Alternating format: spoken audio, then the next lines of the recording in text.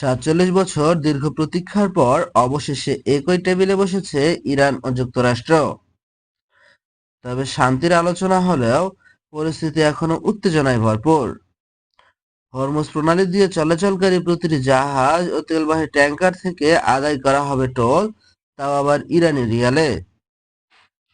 তেহরানের স্পষ্ট বার্তা, ওয়াশিংটনকে এখনো ভরসা করা যাচ্ছে না।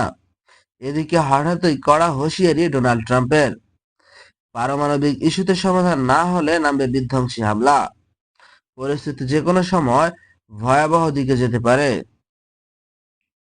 অন্যদিকে কিছুটা স্বস্তি দিচ্ছে আরেকটি খবর, রাশিয়া ইউক্রেন যুদ্ধ ঘোষণা করা হয়েছে ৩২ ঘন্টার যুদ্ধবিরতি, শনিবার থেকে কার্যকর, কিয়েভও দিয়েছে সম্মতি।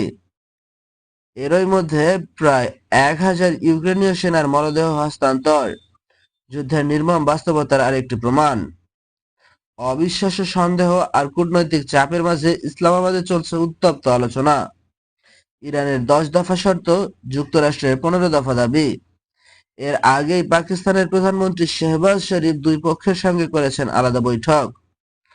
আর সবচেয়ে বড় খবর, রয়টার্স বলছে ইরানের জব্দকৃত সম্পদ ফেরত দিতে নীতিগতভাবে সম্মত যুক্তরাষ্ট্র। কিন্তু প্রশ্ন একটাই, এই আলোচনা কি আনবে শান্তি, নাকি সামনে অপেক্ষা করছে আরো বড় সংঘাত? আপনার মতামত কি? কমেন্টে জানাতে ভুলবেন না।